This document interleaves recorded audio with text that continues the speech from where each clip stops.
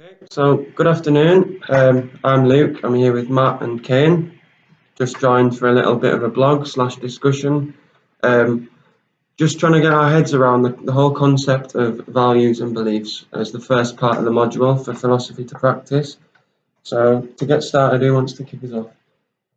I'll go first. So the main thing we've been talking about at the moment is our values and beliefs, as I said before. So we're going to try and highlight the main difference between what a belief and a value is. So to me, a belief is something that is core to you at that moment in time. However, will change and can change over time and with various experiences. I agree with that. Yeah, I think that's kind of the right way to describe it. I'd say. I think for me, a belief is quite a dynamic concept. So, like a lot of research has indicated that many beliefs can be shaped by the people you socialize with, so social groups. Just for example, parents, that are watching you coach, and also parents can pass it down to you when you're a child. So respect those that respect you is kind of something like every coach might have, if you'd agree. Yeah. Whereas if it's something like respect your elders, that kind of thing. But obviously, different beliefs can be changed by the experiences you have. Well, I know the main one for me is obviously when I started coaching at 14 years old, coaching rugby. A big belief in rugby back then was obviously the bigger kids go in the front row and the smaller kids go out on the wing, and the pretty boy stands at 10. And that was sort of what we believed. But obviously, not only as I've developed, but as rugby, as a game's developed, you're now seeing bigger kids out on the wing and smaller kids getting to the front row, the people who actually devote their time to the game playing in them core positions. So that's definitely a belief that I had when I started, which has developed as I've grown. Fair enough, it's the same in football, like you always have the tall kid in net or the fat kid in net. Yeah. The fast kid on the wings, the guys that can pass in the middle. But like personally, now that I've come on as a coach, I believe that everyone should play everywhere, especially at a younger age. Like at my team, I'll have a kid playing striker 1 minute, next is in net. I think everyone should play everywhere. Yeah, I think definitely from a social perspective, it's become almost like a social norm to think that way. Because the kids that we've socialised with at school, it might be going a little bit off topic, but we've been socialised to believe that. So if we're playing with kids on the pitch now that are saying the fat kid goes in there, it might sound nasty, but we've just socialised with that, and it's become a social norm to us, and it's probably happening now in education. Oh, 100%. I know the current belief for me at this moment in time, and the one that settled with me, was actually quoted by George Ford in 2018. And the belief at the moment for me is a player feels what a coach can't, but a coach sees what a player cannot.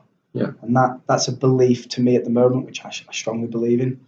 That just because I say do it, doesn't mean you can. And I know that does link to tacit knowledge as well, which is understanding that just because we're a coach doesn't mean we know everything. Yeah. I think as well, like a key belief that I've had is resilience is quite important and overcoming setbacks. So Fletcher and Saka 2012, there's a lot of research on it that have just suggested that coaches often overcome setbacks through obviously resilience. So resilience is a key thing I've possessed.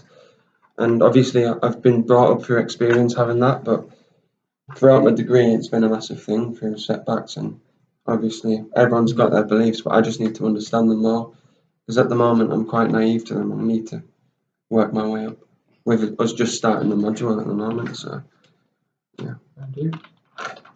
Anyone want to take over? Values? What do you think values is? Yeah, so I think values are more of a way we see things. So it's kind of like more static as opposed to dynamic than beliefs. So I think a value is more of a long-term thing that stays with you. And I feel like values underpin philosophy slightly more, which we will go into. But yeah, I think values are a big thing.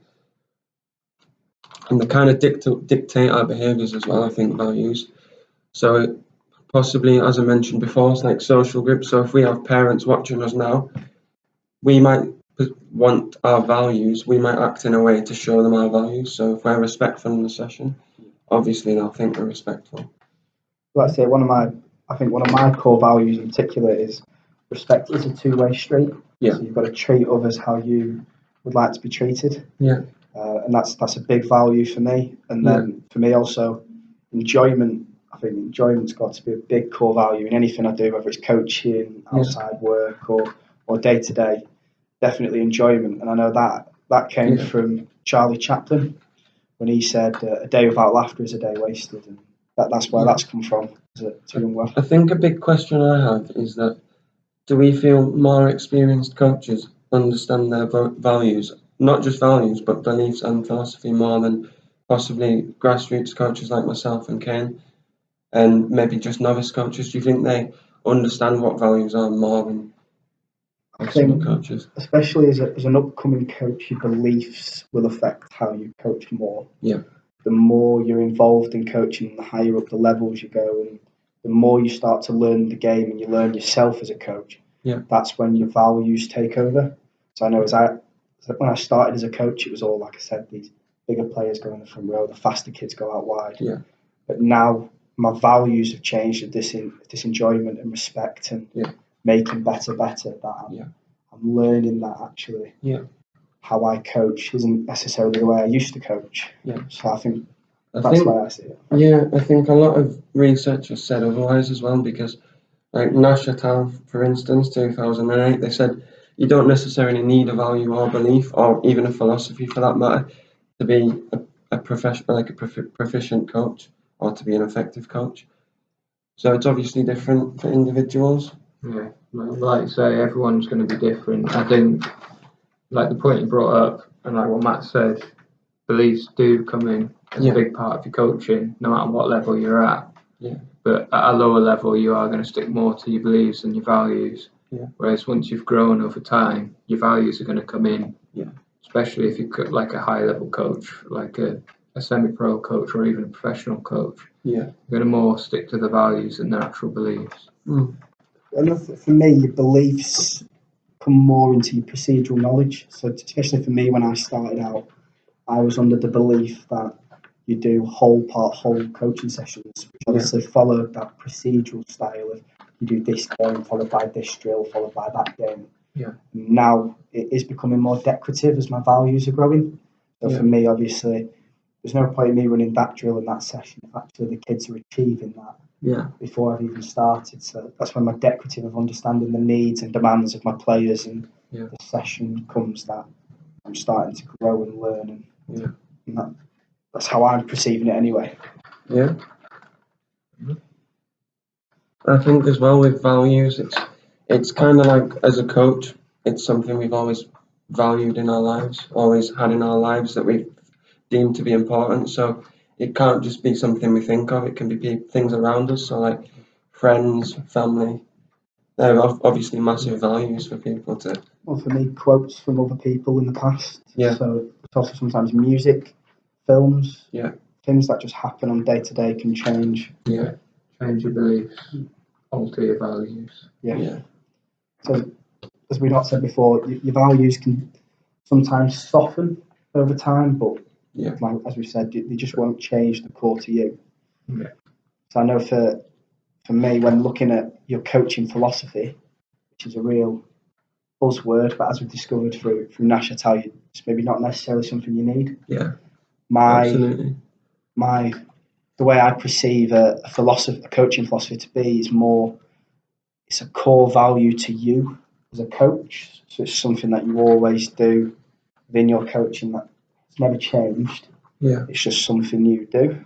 Yeah. So I know already through tonight talking to Luke and Kane, my original philosophy that I thought was me was called Framework for Freedom. But through talking tonight, that is more floating into this coaching strategy rather than a core value.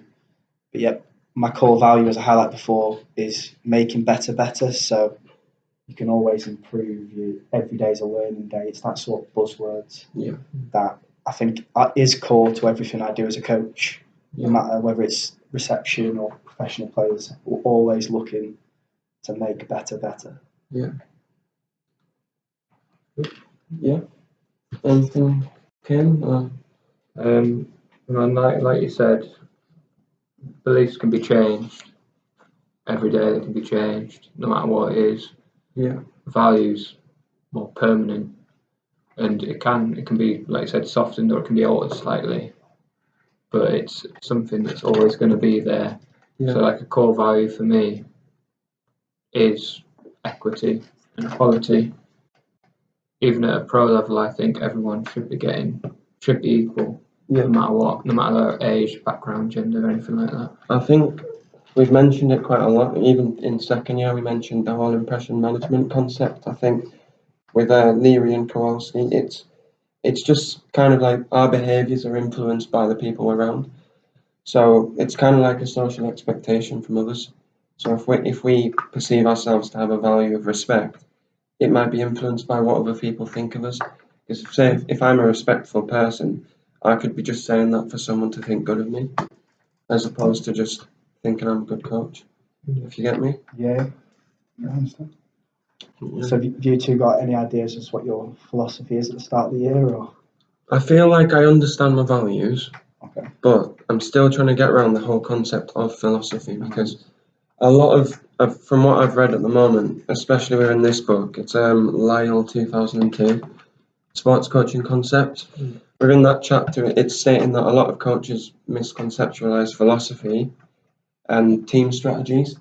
So a team strategy could be, I want to play 3-5-2. I want to play attacking, high foot high, and pressing high. That's not really philosophy. To me, it's not anyway. And like I've kind of been guilty of that. Whereas a philosophy is maybe something I believe towards my behaviours. Yeah. So at the moment, I've got my values, which I believe are respect, equality, and I like the concept of inclusion. So making sessions adaptable to people that I'm coaching, no matter what their ability is. But yeah, philosophy, I still need to get my head around. Well, Kidman and Harahan identify a coach's philosophy as a personal statement that is based upon values and beliefs Yeah. that direct one's coaching behaviours. So Yeah. that might not be. I feel like that's quite a good definition. Yeah. But it can always be changed. Mm-hmm. Like I've got here, Kretschmer, 1994.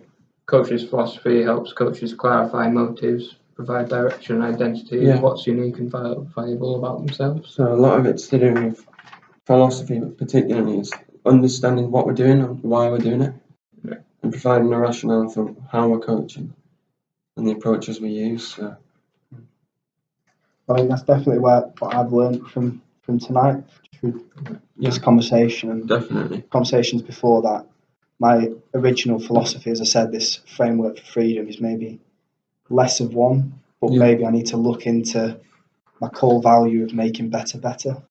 My coaching behaviour is what I strive to do on a daily basis. Yeah. I feel like a lot of coaches as well, it goes back to Nash et al. 2008. A lot of coaches that don't have philosophies or don't really show appreciation for them is because they've got other things to focus on. So maybe work commitments or session plans, or because obviously with us doing a master's now, we've got busy lifestyles.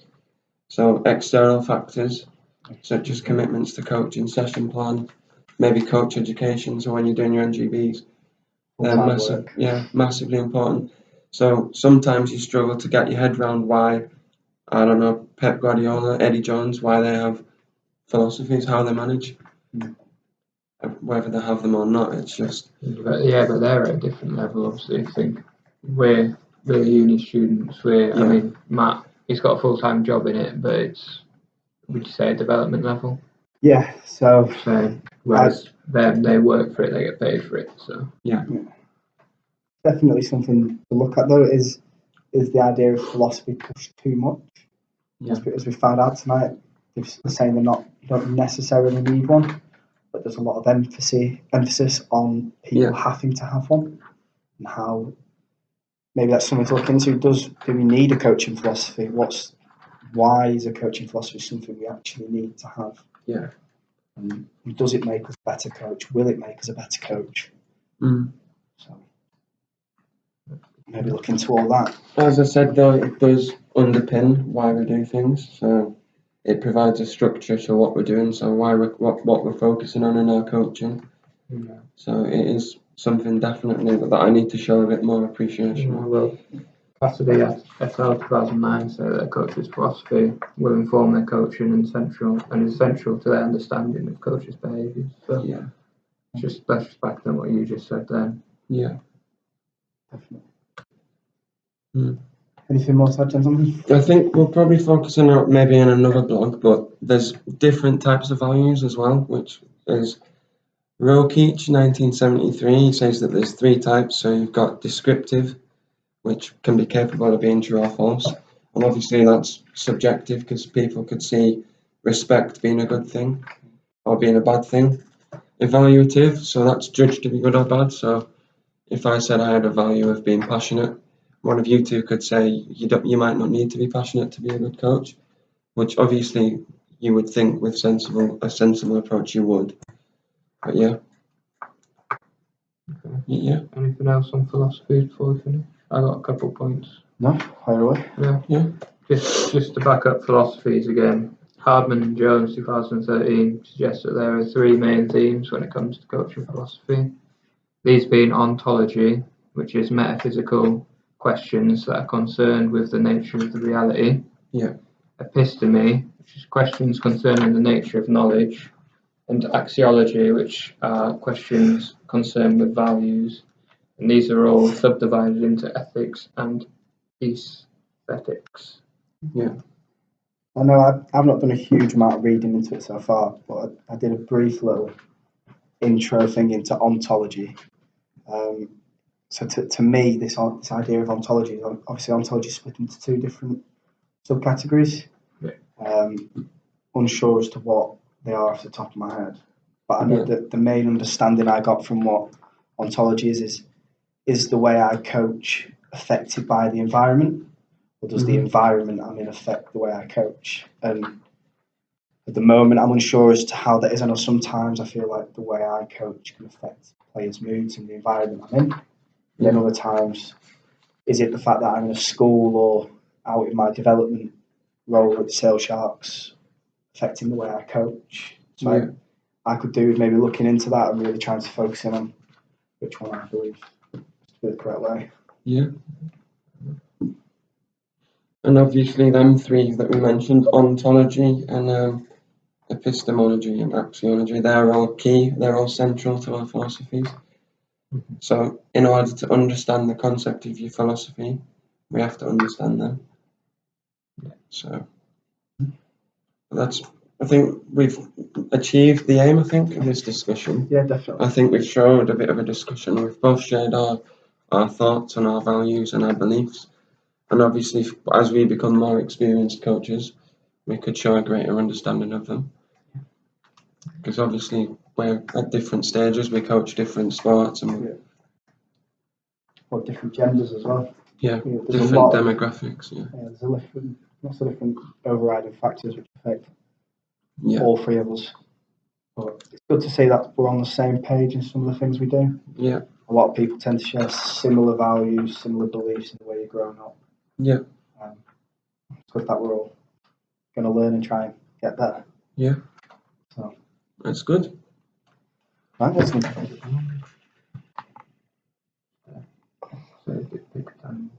I'll just do